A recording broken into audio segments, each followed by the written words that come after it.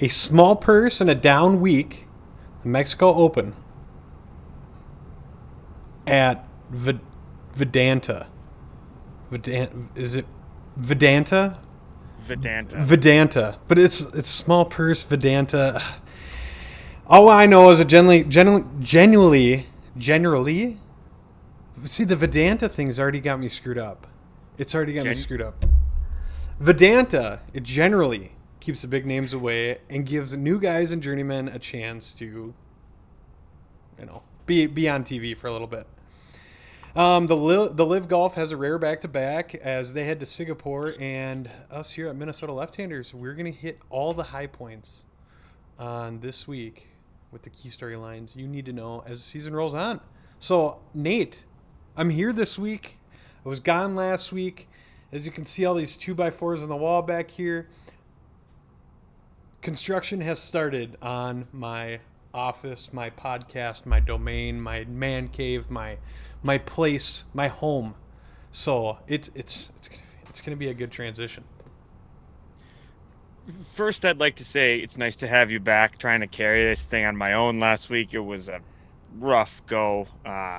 But there was the giveaway. Jeremy Bethke was our winner. Sent him off a hat and a few stickers.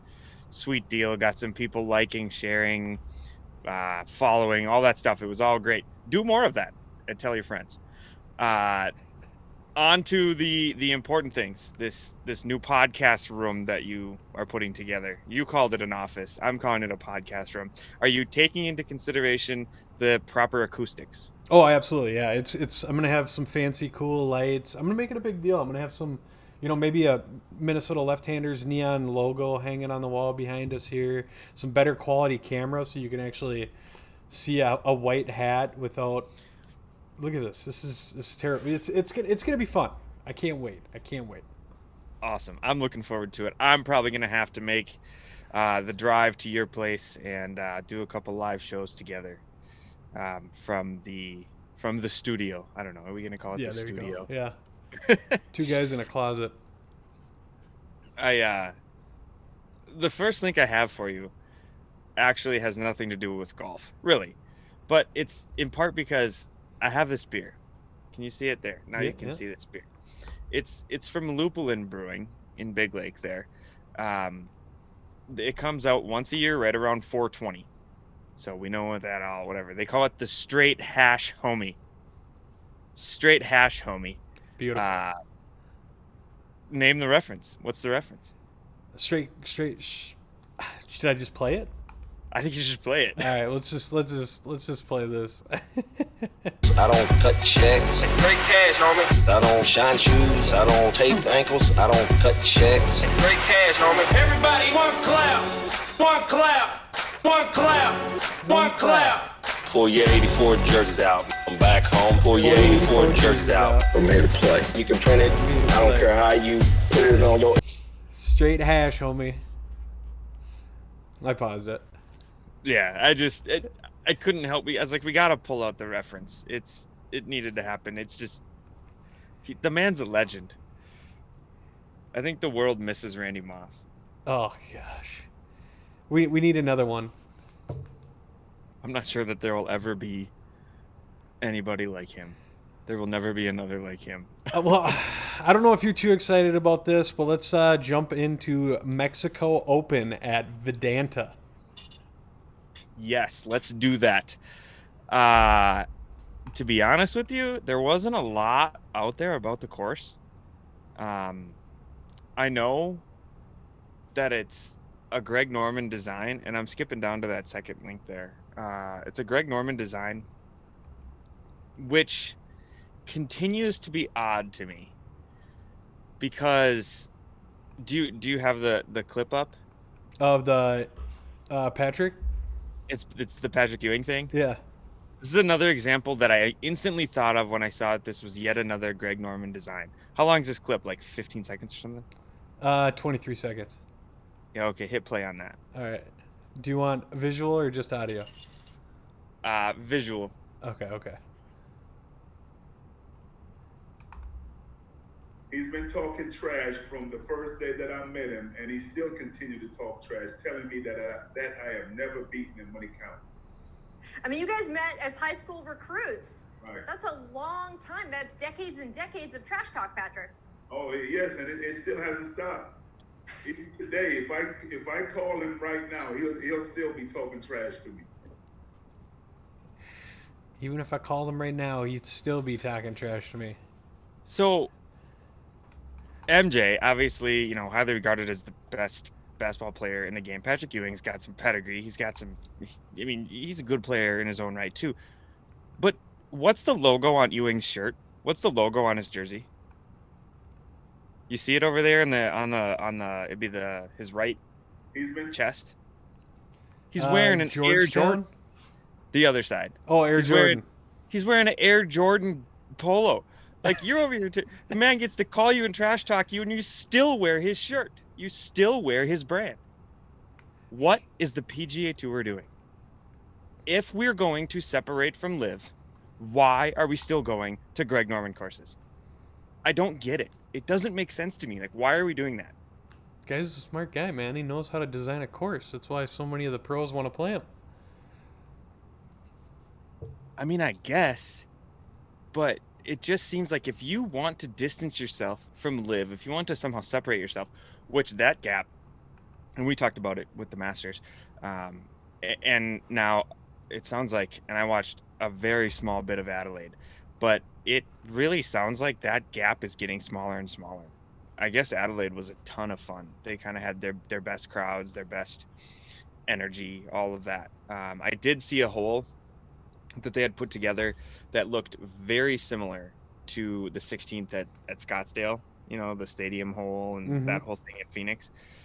They had a hole that looked very similar to that, and it looked like it was a lot of fun. I mean, we got a couple clips coming up here later that are going to kind of allude to that, but it does seem like that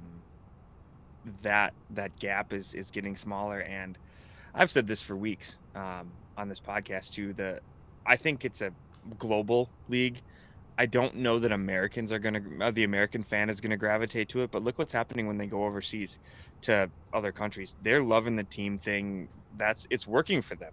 And so that's kind of what some of the quotes say too. Like, we gotta go to more of these global places, like these global cities, these international places. Yeah, the Mexico Open, some of the big names that are going to be there: Jon Rahm, Tony Finau, Kurt Kitayama, Cameron Champ. I think it stops there. That's literally where that's where it stops, right there. And obviously, you know, we go through the power rankings every time, but I mean, you could name the top two, right? Right. I think this tournament is in its second year. I think. Rahm won it last year. He's, of course, the favorite this year. You know, I mean, he's the best player in this field. And he's only here because he won it last year. You know what I mean? Like, this just feels like the kind of tournament where if Wyndham Clark or Patrick Rogers or any number of these guys would have won it, they'd be there, and Jon Rahm would be taking a week off. He's got to play in all those elevated events. So what a time to take a week off. But he won it last year, you know, and he's committed to it, so he's going to go. If he doesn't lap the field here, I think I'll be surprised. This feels like another win, doesn't it? Yeah. I mean, it shouldn't, I don't want to say it shouldn't be tough, but I mean, in the power rankings, you got Jon Rahm, then Tony Finau, and then after that, Wyndham Clark, Patrick Rogers, Ben Martin. I mean, some of the big names. Cameron Champ's not even the top 15 of the power ranking. I don't know. It's just Kurt Kitayama is not there. I mean, but that's it. That's what you're looking at for a field to play against. And I don't want to say it's going to be an easy win for Jon Rahm, but he's got to be the high favorite. Vegas odds, anyways. I should look that up. I would think so. The purse is $7.7 million. So you look at something like, even the 3M went up to 8.3. When I was looking at the schedule, this might have been the lowest purse in the whole like the whole year. And so it's just not going to get the names this weekend. If I watch any golf, it'll probably be Singapore. I'll probably watch more LIV than I do anything else. Excuse me. Because I know who's there. You know, it's names I at least know, which again, like I said, I was never turning a cold shoulder to LIV because I'm a golf guy, but I was, you know, arm's length, maybe keeping it at arm's length. But like I said, since the Masters, I'm coming around to it more. So I'll probably watch more Singapore than I do Mexico Open.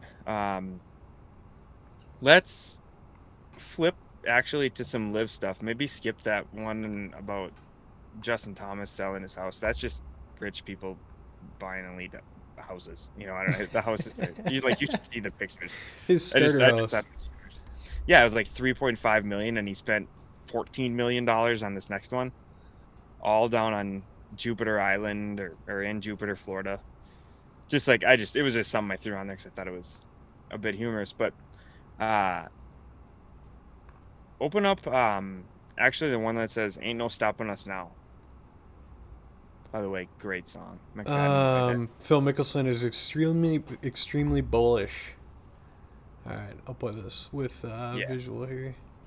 Well, when the premier Peter Malinowskis took a leap and said, "Look, we want the best players in the world," and let's face it, I mean, LIV has some of the most characters, some of the best players as well as some of the best characters in the game.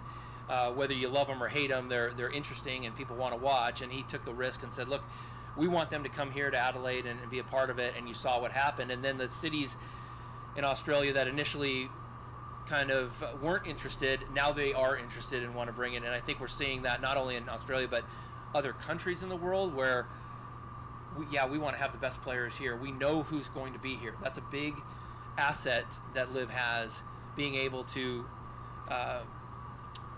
show and guarantee who's going to be there. And now a lot of other countries are wanting us to go there, and so it was a big step in Adelaide in showcasing what it can be, what LIV Golf can be, and how much fun it can be, and how much fun the people have with a different energy and vibe to professional golf. And it's just going to take off from here. There's no stopping LIV Golf now. I mean, it's on a vertical trajectory, and it's pretty exciting to be a part of it.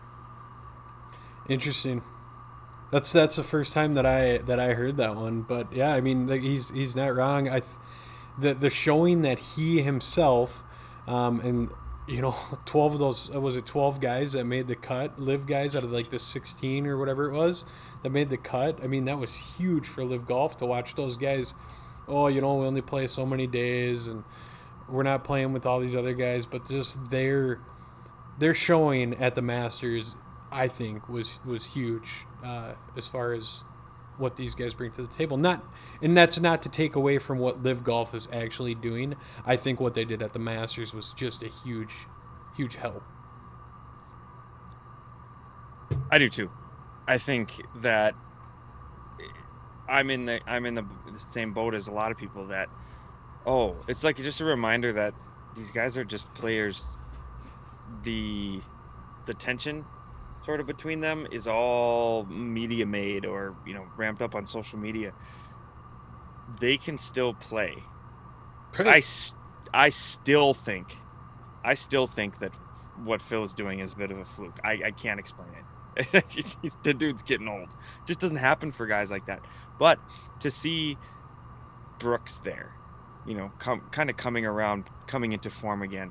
Patrick Reed, I mean, he's kind of a scumbag, but like, he still can play. He's still in the prime and of his so career. can Phil, dude. He took second at the Masters. I know, You're calling him old over here like he's Fred Couples, dude.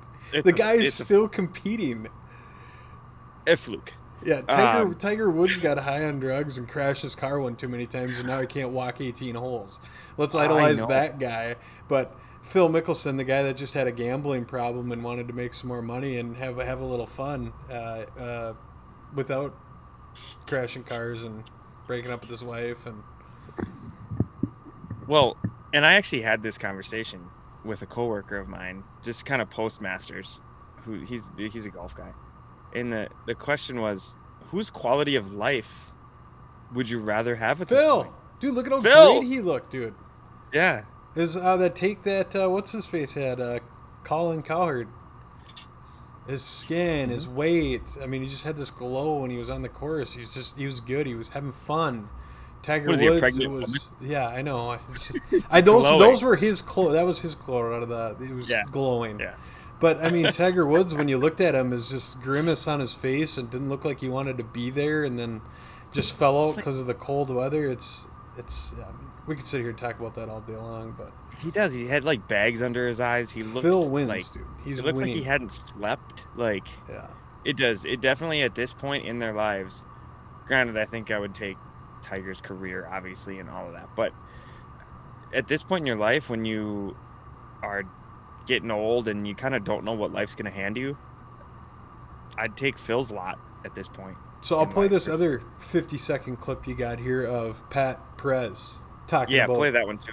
the same thing that Phil was kind of alluding to there. Pat, you had an awesome Mm-hmm. week out there. What was that experience like for you? This guy's got Phenomenal. sick flow. Like the boys said, crowds are incredible. They were screaming, for me all day, all day, every day. And 12 was electric. It was just unbelievable. I finally hit. I birdied every day, so I gave them a little more show, but it was. I had a blast. I mean, I really did. I had a blast. It was an unbelievable event. That many people out here screaming and having fun, and you could just see how this, this LIV thing is just really exploding. Do you guys feel like this kind of serves as the blueprint for, what LIV can become once it reaches its full potential? Yeah, I think it's, when we go more worldwide, you're going to see this kind of stuff, and I think that's what we should stay with. Myself, but that's me. Pat, you had an awesome. They just look like they're having fun. They're smiling. It doesn't look like they. Sometimes when you see these PGA Tour press conferences, the guys are sitting at the podium like they have to be there. You ever see the Marshawn Lynch? I'm just here so I don't get fined. It seems like a lot of the time it seems like those situations where you see these LIV interviews. It's like, yeah, no, everything's great. We like it. I mean, and then you hear the media. I don't know. I agree. They're up there as a team. They look fresh. They look. It's hard to say whenever I don't know. Nobody ever really looks excited in press conferences for some reason. They always look. I mean, their guard is up or whatever, but they do. There's a youthfulness about them that, the guy who you've deemed the golden boy, had to withdraw from a designated event right after the Masters and take that $3 million hit because he's just tired, from having to be the spokesperson. And that's a whole different conversation. Should be on Jay Monahan, all that stuff. But it just looks more stressful for the PGA guys because I don't know. So the LIV guys were at Adelaide last week, right? Yep. Did you see when Chase Koepka hit that hole-in-one and how wild that was? I did. Just the beer cans and everyone just. I mean, it looked like the Arizona, the Waste Management, when what's his face did it years ago, Sam Ryder. Yeah, Sam Ryder. Yeah. The place just went bonkers. Yeah, I want to play this clip. I just gotta find it here. When he hits this, it is absolutely insane. Just the amount of electricity that just flew through that place when he hit that shot. And I wasn't expecting it. I was like, what the heck are they talking? And then you see the video and how crazy it's just. I'm going to play it really quick. Take another look. And the music in the background just playing.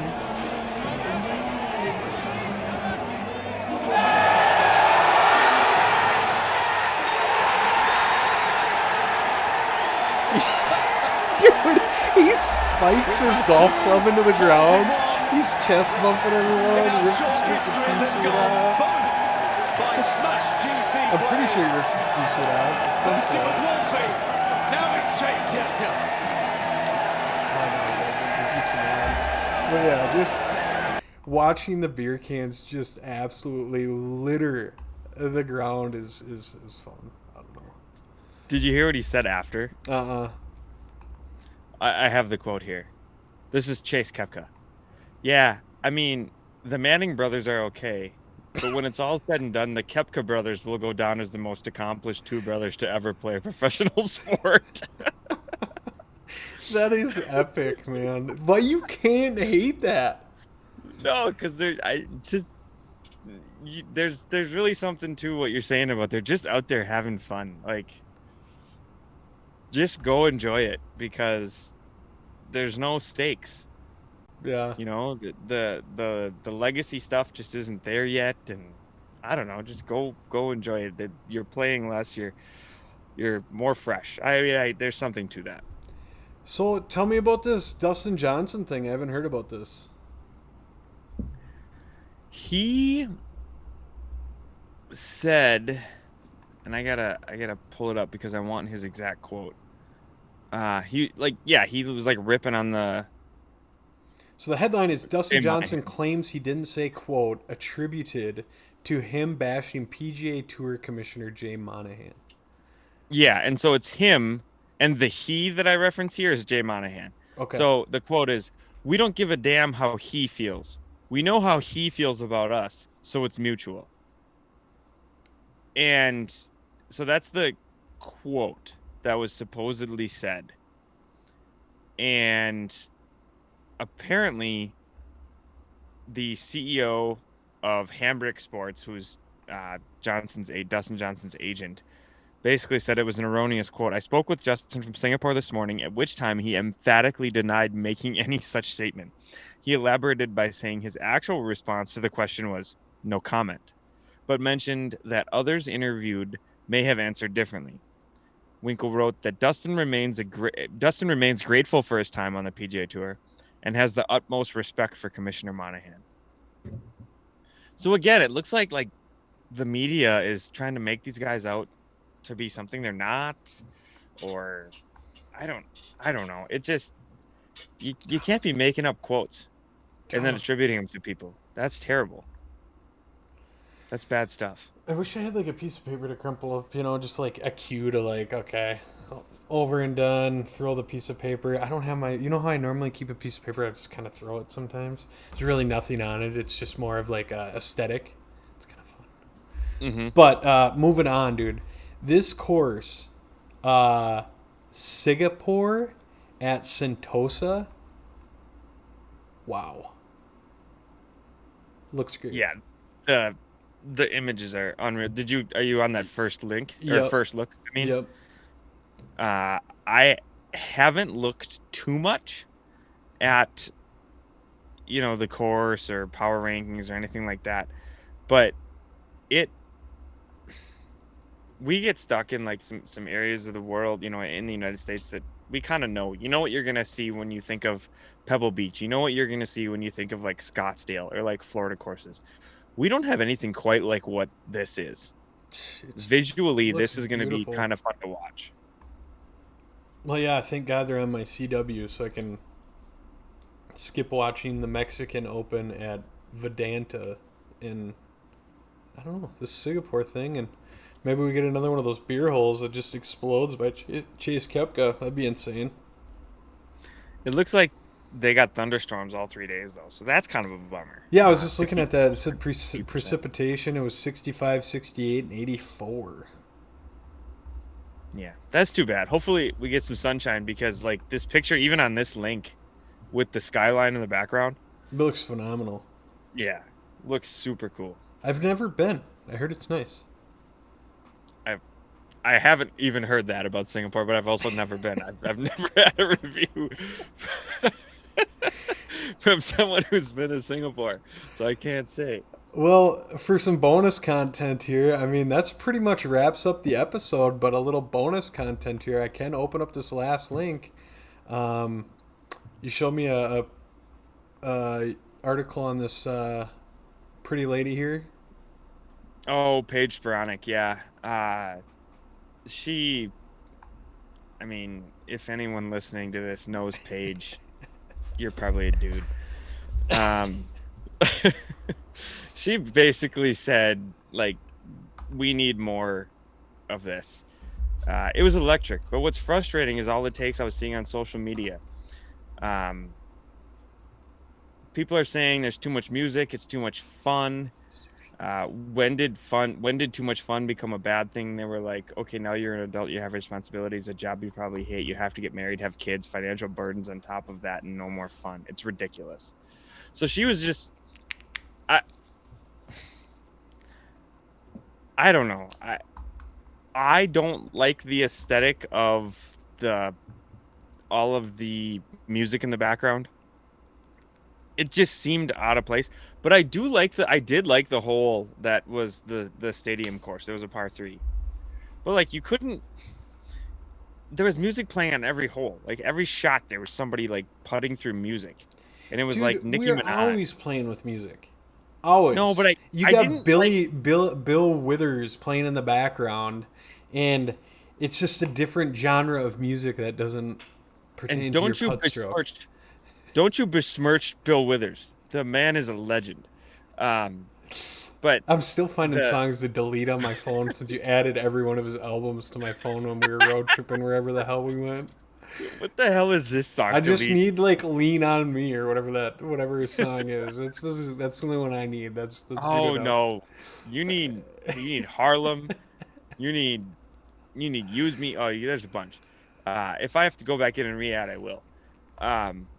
But I didn't like that. I didn't know where it was coming from. It just seemed out of place. It seemed like it was playing from 4 holes over. But anyway, like I said, I did like the stadium hole. So there's something to that. So we got Mexico Open this week and Singapore this week. Designated event again next week. I do believe Wells Fargo. Don't quote me on that, but there's another designated event coming up. And then LIV has one more, I think, and then we have the PGA Championship. So that'll be kind of the next month or so. Minnesota sports. There's a few things happening. Let's get this out of the way right now. The Wolves suck. There's no use in investing any energy in that squad. I mean, it's great that they made the playoffs, but they lost 4-1. Let's talk about the Wild. I got a real quick tweet that I put out here, and if you pop on my Twitter, you can see it. I'm going to show the audience here, the all 0 of them. But I tweeted today. This Seth Kaplan, he's a sports writer guy, said 31 seasons without a title, 116 combined seasons with a championship, playoff records since 1991. The Wild are 34-61, about 36%. The Wolves are 21-42, about 33%. The Vikings are 8-16, and the Twins are 6-27.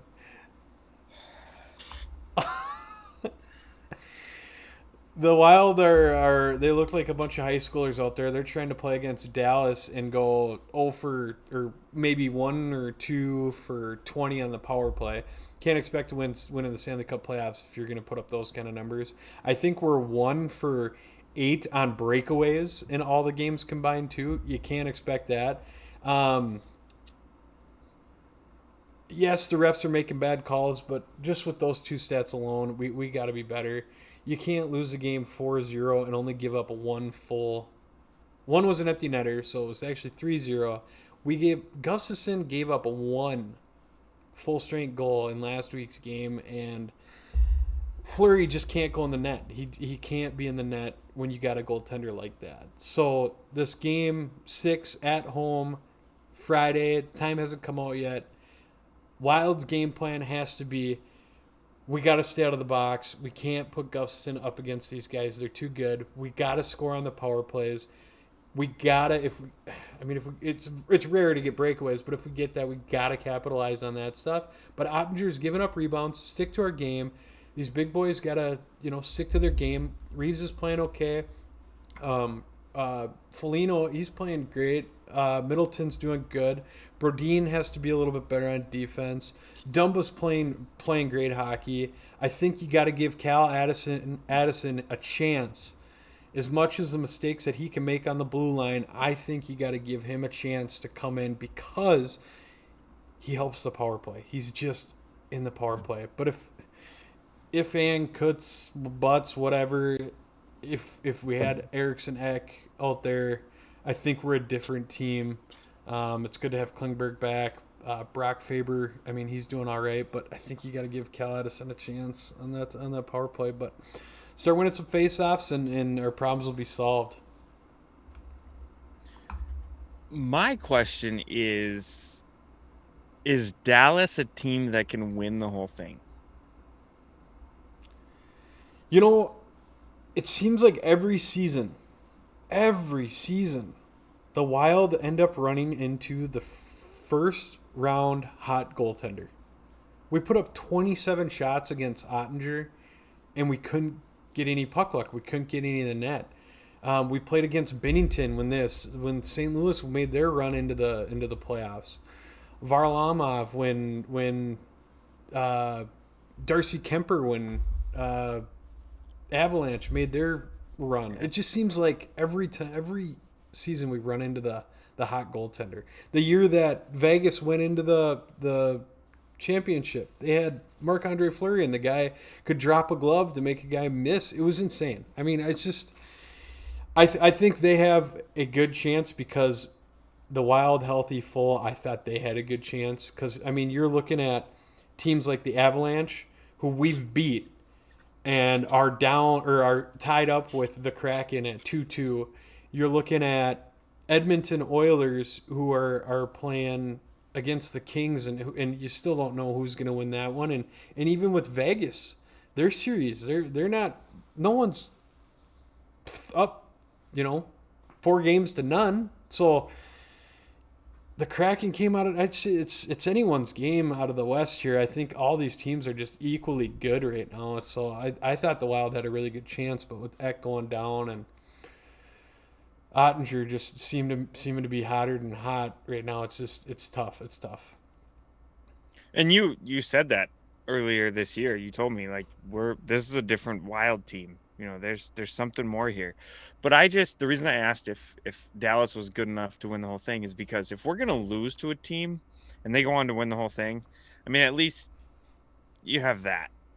But if you're playing some team that neither of us looks like we're going to get out of the second round, it's like, well, this sucks. Like, at least you want to win that first series. But if you're going to play clearly the best team and lose to them, at least they're going to go on and win, and you can sleep easier. Yeah, but Wild lose Game 7. That's how it's going to happen. Wild are going to win Game 6. Going to push it to a Game 7. Ottinger's got to run out of some steam, man. They haven't given them rest one day. They got a nice break here, but they got to come play us. And then the next game's Sunday. So I don't know. It's going to be fun. It's going to be a fun game. I think it's going to be close. I think it'll be like a 2-1 game. So where is Game 7? Here or there, Dallas. So 6 is here. Yep. 7 is in Dallas. Yep. Okay. It'll be interesting. Man. As you can tell, I know a little bit more about hockey than I do golf. Hockey's my thing. I actually right now got the game up on my computer while we're. Who's playing right now? You had earlier today. You had the really good game. Was that Panthers and Boston. Panthers and Boston earlier. Panthers won that game. Boston's up 3-2 on the series. So that's a tight series. Right now you got Kraken and Avalanche that just started. Well, second just started here. So yeah, out west they're gonna start. And you're gonna kind of get into this goofy loop right now with games because they're taking their 2-game breaks going into game 6 and 7. Sure. Well, we'll keep an eye on when Game 6 is, and I should probably try to tune into that a little bit. One thing to just kind of pass along to you, I don't know if you've seen this yet or even know, but I know you got some buddies who got a membership at Fox Hollow. Mm-hmm. Have you talked to them at all about that? No, everything's just flooded. It sounds like. I was gonna say, can I they don't even know if they bought their memberships yet because of that. Oh, good. I was Right, gonna say if they they lifted. paid. Yeah, they paid a bunch of money to lift that par 3 green and things underwater. Yeah. So I was just wondering if you had, heard anything from those guys, and just be glad that you haven't made those payments yet. I heard Riverwood's in good shape. It is. It Very good is. shape. Tomorrow's league night, but I gotta take the team to a different course, so I actually won't make it to league, but I'll get out there again soon. Also, Albion Ridges, I heard that's in pretty decent shape too. Yeah. Yep. I got the same review. So coming out of winter, man, it's summertime. We still have to play for this lefty hat. Lefty golf. We gotta play for that hat. We gotta record it. We gotta do a few things. I'll beat you bad. I'll beat you bad. Oh, you can think that. Well, to our only viewers that are still here watching, thank you. Like, subscribe, follow, add the comments. Watch some hockey, watch some golf, and hit them far, hit them straight, right? Absolutely. We love you all for hanging on and tuning in. Till next time, huh? All right, next week.